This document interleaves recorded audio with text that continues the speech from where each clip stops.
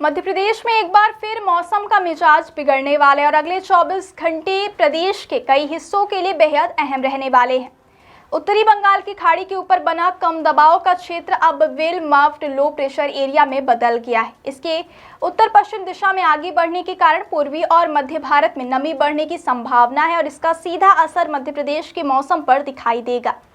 मौसम वैज्ञानिकों के मुताबिक 13 अगस्त को प्रदेश के 50 से ज़्यादा जिलों में तेज हवाओं, आंधी तूफान और बारिश का दौर देखने को मिल सकता है। कई इलाकों में मध्यम से भारी बारिश होने की संभावना जताई गई है, जबकि कुछ जिलों में मौसम ज़्यादा खराब रह सकता है। खासतौर पर शिवपुरी और श्योपुर जिलों के लिए भारी बारिश की चेतावनी जारी की गई है। इन दोनों जिलों में तेज बारिश के साथ 30 से 40 किलोमीटर प्रति घंटे की रफ्तार से हवाएं चलने की आशंका है। ऐसे में पेड़ गिरने, बिजली के खंभों को नुकसान पहुंचने और निचले इलाकों में जलभराव जैसी स्थिति बन सकती है। मौसम विभाग के पूर्वानुमान के मुताबिक 13 अगस्त से 14 अगस्त की सुबह तक मध्य प्रदेश के बड़े हिस्से में बारिश और आंधी का असर देखने को मिलेगा। भोपाल, इंदौर, उज्जैन, जबलपुर, ग्वालियर और रीवा समेत 50 से ज़्यादा जिलों में गरज चमक के साथ बारिश होने की संभावना है। कुछ स्थानों पर तेज बारिश के साथ अचानक हवाओं की रफ्तार बढ़ सकती है। यही वजह है कि लोगों को इस दौरान विशेष सावधानी बरतने की सलाह दी गई है। मौसम में बदलाव की सबसे बड़ी वजह उत्तरी बंगाल की खाड़ी में बना well marked low pressure system बताया जा रहा है। यह सिस्टम जैसे जैसे उत्तर पश्चिम दिशा की ओर बढ़ेगा, वैसे वैसे मध्य प्रदेश के कई हिस्सों में नमी का प्रभाव बढ़ सकता है।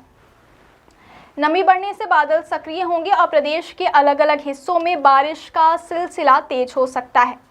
राजधानी भोपाल की बात करें तो यहां दिन भर आसमान में बादल छाए रहने और रुक रुक कर बारिश होने की संभावना है। इंदौर और उज्जैन में भी मौसम का मिजाज बदला हुआ रह सकता है। देवास और आसपास के क्षेत्रों में भी बारिश और गरज चमक देखने को मिल सकती है। वहीं जबलपुर, ग्वालियर और रीवा संभाग के कई इलाकों में भी बारिश होने का अनुमान है। मौसम विभाग ने बिजली गिरने की संभावना को देखते हुए लोगों से खास सावधानी बरतने की अपील की है। आंधी और गरज चमक के दौरान खुले मैदान, खेत या पेड़ के नीचे खड़े होने से बचने की सलाह दी गई है। साथ ही नदियों, नालों और जलभराव वाले क्षेत्रों के आसपास जाने से भी लोगों को बचना चाहिए। तेज हवाओं के दौरान कमजोर पेड़ों, पुराने भवनों और बिजली के खंभों से दूरी बनाए रखना भी जरूरी होगा। खासतौर पर शिवपुरी और श्योपुर में भारी बारिश के अलर्ट को देखते हुए प्रशासन और स्थानीय लोगों को सतर्क रहने की जरूरत है।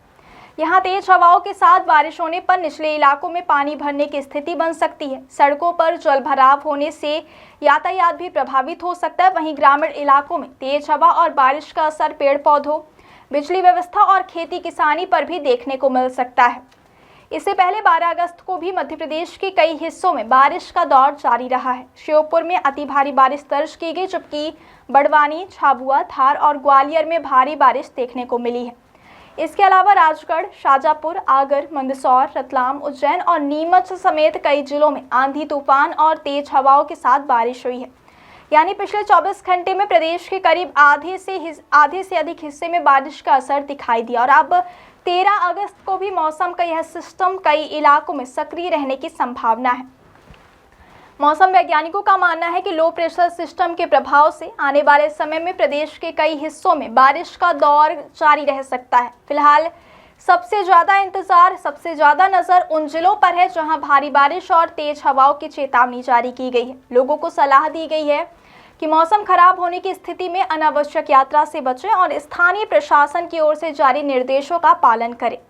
किसान भी तेज हवाओं और बारिश के दौरान खेतों में जाने से बचें और मौसम की स्थिति को देखते हुए जरूरी सावधानी बरतें।